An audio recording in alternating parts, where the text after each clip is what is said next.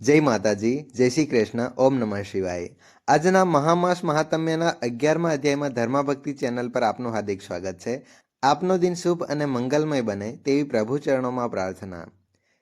રાક્ષસ બોલ્યો, તું જ્યાંથી આવી છે ત્યાંના જળનું એક ટીપું મારા માથા પર પડ્યું કે તરત જ મારા ક્રૂર મનને શાંતિ મળી. આનું શું કારણ છે?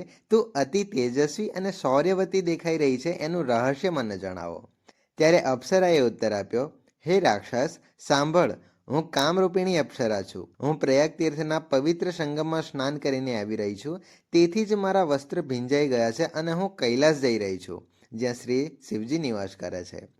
ત્રિવેણી સંગમના જળથી મારા તમામ પાપો દૂર થઈ ગયા. આ પુણ્યના પ્રભાવથી જ હું એટલી સુંદર બની ગઈ છું અને પાર્વતીજીની પ્રિય સખી પણ બની ગઈ છું. હું તને એક આશ્ચર્યજનક પ્રસંગ કહું છું, જે બ્રાહ્મણે મને જણાવ્યો હતો. પૂર્વકાળમાં હું કલિંગ દેશની રાજાની નર્તકી હતી. રૂપ, લાવણ્ય અને સૌંદર્યમાં અદ્વિતીય હતી. મારા સૌંદર્ય પર આખું નગર મોહિત હતું. મેં અનેક ભોગોનો ભોગ લીધો, અગણિત આભૂષણો અને વૈભવનો આનંદ લીધો. ઘણા કામશાક્ત પુરુષો મારા પ્રેમ માટે અને બીજાઓ સાથે સ્પર્ધા કરતા અને મૃત્યુ પણ પામ્યા. આ રીતે તે નગરમાં મેં સુંદરતાભર્યો યુવાનીનો સમય વિતાવ્યો. જો કે કાળ સાથે હું વૃદ્ધત્વમાં પ્રવેશી ગઈ ત્યારે મારા મનમાં વિચાર આવ્યો કે મારું સમગ્ર યૌવન પાપમાં જ પસાર થયું. મેં કોઈ ધાર્મિક કાર્ય, દાન, તપસ્યા કે યજ્ઞ આદિ કર્યું નથી. શિવ અથવા તો દુર્ગાજીની આરાધના કરી નથી. ભગવાન વિષ્ણુનું પૂજન પણ નથી કર્યું. આ રીતે અસ્વસ્થ ચિત્ત સાથે હું એક બ્રાહ્મણની શરણમાં ગઈ. તે બ્રાહ્મણ વૈદિક જ્ઞાનનો પંડિત અને ધર્મનિષ્ઠ હતો. મેં તેને પ્રશ્ન કર્યો, હે મહારાજ, મારો ઉદ્ધાર કેવી રીતે થઈ શકે? મહાન સાધુ અને સજ્જન તો બધા પર દયા ધરાવે છે, ચાહે તે સારા હોય કે ખરાબ. તેથી કૃપા કરીને મને પણ બચાવો. એક હંસ માત્ર દૂધ પીવે અને પાણી ત્યજી દે છે, તો શું તે બાળકને દૂધ પીરશે નહીં? ત્યારે તે બ્રાહ્મણે મારી વાત સાંભળી અને મારા પર દયા કરતા કહ્યું, તું પ્રયાગ તીર્થ ક્ષેત્રમાં જઈ મહામાસ દરમિયાન ત્રિવેણી સંગમમાં સ્નાન કર, પરંતુ તારા મનમાં કોઈ પણ અશુભ વિચારો ન લાવીશ. પાપોના નાશ માટે મહર્ષિઓએ પણ તીર્થ સ્નાન કરતાં શ્રેષ્ઠ કોઈ પ્રાયશ્ચિત જ નથી જણાવ્યું. મહામાસ દરમિયાન પ્રયાગમાં સ્નાન કરવાથી તું નિશ્ચિત રૂપે પવિત્ર થઈશ અને સ્વર્ગ પામીશ. હે ભામિની, પ્રાચીન કાળમાં ઇન્દ્રએ ગૌતમ મુનિની પત્નીને જોઈને કામવશ થઈ છેતરપિંડી દ્વારા તેની સાથે દુષ્કર્મ કર્યું હતું. આથી ગૌતમ ઋષિએ તેને શ્રાપ આપ્યો અને ઇન્દ્રનું શરીર સહસ્ત્ર યોનિઓથી આચ્છાદિત થઈ ગયું હતું. ત્યારથી ઇન્દ્ર શરમાઈને પોતાનું મુખ નીચે કરી પોતાના પાપ કર્મ માટે શોક કરવા લાગ્યો. અંતે તે મેદ પર્વતના શિખર પર સ્વચ્છ જળવાળું સરોવર જોયું, જેમાં સુવર્ણ કમળ ખીલેલા હતા. તે ત્યાં એક ખૂણામાં છુપાઈ ગયો અને પોતાના પાપો માટે પસ્તાવો કરતા કહ્યું, કામદેવ જ મનુષ્યના તમામ પાપોનું મૂળ છે. તેથી તેની અસરથી જ મનુષ્યો નર્કમાં જાય છે અને પોતાનો ધર્મ, સન્માન અને યશ ગુમાવે છે. જ્યારે ઇન્દ્ર આ બધું વિચારી રહ્યો હતો ત્યારે દેવલોક ઇન્દ્ર શોભા વિનાનો લાગી રહ્યો હતો. તેથી બધા દેવતા, ગંધર્વ, કિન્નર અને લોકપાલો આદિ ગુરુ બૃહસ્પતિ પાસે આવ્યા અને વિનંતી કરી, હે ગુરુદેવ, ઇન્દ્ર વગર સ્વર્ગ શોભા વિનાનું બની ગયું છે, જેમ માતા પોતાના પુત્ર વગર દુઃખી બને.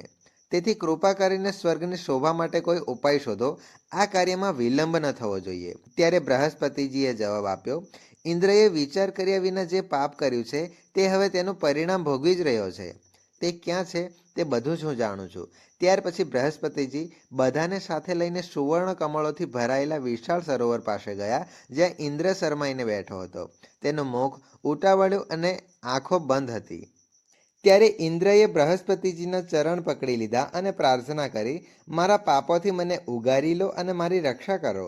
ત્યારે બૃહસ્પતિજીએ ઇન્દ્રને કહ્યું, પ્રયાગમાં સ્નાન કરવાથી જ તું પાપમુક્ત થઈશ. પછી ઇન્દ્ર સહિત બધા દેવી દેવતાઓ પ્રયાગમાં ગયા અને ત્રિવેણી સંગમમાં સ્નાન કર્યું. મહામાસમાં ત્રિવેણી સ્નાન કરવાથી ઇન્દ્ર તમામ પાપોથી મુક્ત થઈ ગયો.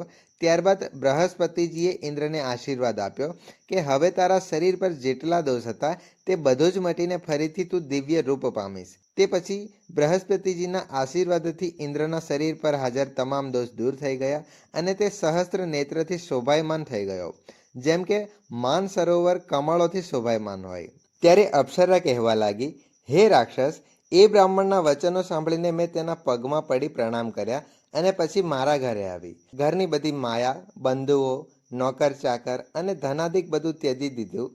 હું એ શરીરને નાશવંત સમજીને ઘરેથી જ ચાલી નીકળી અને મહા મહિનામાં ગંગા યમુના સંગમ પર જઈ સ્નાન કર્યું. હે નિશાચર, 3 દિવસ સુધી સ્નાન કરવાથી મારા બધા પાપ નષ્ટ થઈ ગયા અને 27 દિવસ સુધી સ્નાન કરવાથી પુણ્યથી હું દેવતા બની ગઈ. હવે હું માતા પાર્વતીજીની સખી બની સુખપૂર્વક વસવાટ કરું છું. તેથી હું હંમેશા દેવતાઓ સાથે જઈને પ્રયાગમાં સ્નાન કરું છું. હું તને મારું આખું વર્તમાન કહું છું. હવે તું પણ કહે કે તારા ઉપર આવી દુર્દશા શા માટે આવી? તારી દાઢી અને મૂછો ઘણી મોટી થઈ ગઈ છે અને તું પાર્વતીજીની ગુફામાં વસવાટ કરે છે. ત્યારે નિશાચર કહેવા લાગ્યો, હે સજ્જની, ગુપ્ત વાત કહેવામાં કોઈ હાનિ નથી. મને હવે કોઈ સંશય નથી કે મારું ઉદ્ધાર તારા દ્વારા જ થશે. તેથી હું તને મારી સંપૂર્ણ કથા કહું છું.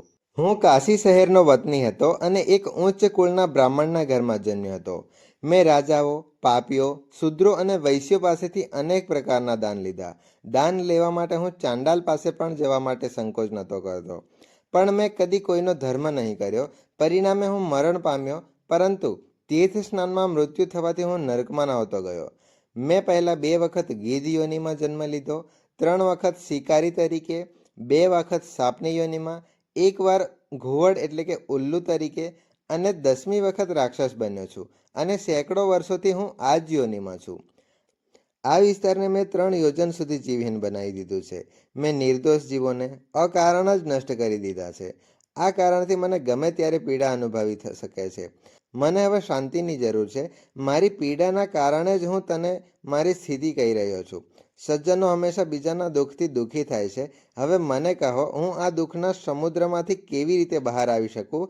જળમાં ક્ષીરસાગર માત્ર હંસને જ દૂધ પીવડાવે છે, બગલાને નહીં. દત્તાત્રેયજી કહેવા લાગ્યા. આ રીતે તેના વચનો સાંભળીને કાંચનમાલિની કહેવા લાગી, હે રાક્ષસ, મેં તારા ઉદ્ધાર માટે એક વિશેષ પ્રાર્થના કરી છે. મેં ઘણી વખત પ્રયાગમાં સ્નાન કરી ચૂકી છું. જે પંડિત અને ધર્મજ્ઞ જણ હોય છે તેઓ હંમેશા દુઃખીઓને દાન આપવા માટે પ્રશંસા કરે છે. હું પણ સમૃદ્ધિ અને ધર્મ માટે પ્રયાગમાં સ્નાન કરી શકી છું. તે બધું જ ફળ તને અર્પણ કરું છું. તેથી તું સ્વર્ગની પ્રાપ્તિ કરીશ.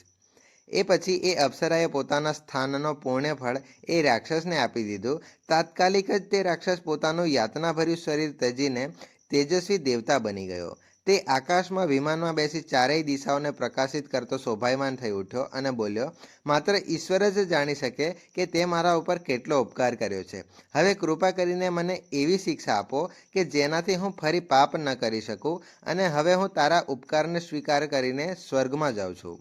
ત્યારે કાંચનમાલિનીએ કહ્યું, સદાય ધર્મનું પાલન કર, કામના શત્રુને જીત, બીજાના ગુણ દોષોનું વર્ણન ન કર, ભગવાન શિવ અને વાસુદેવની ઉપવાસના કરી, શરીરના મોહને ત્યજી દે, પત્ની, પુત્ર અને ધનની માયા છોડ, હંમેશા સત્ય બોલ અને વૈરાગ્ય અપનાવ. હું તને આ ધર્મોપદેશ આપી રહી છું અને હવે તું દેવતા બનીને તુરંત જ સ્વર્ગમાં જા.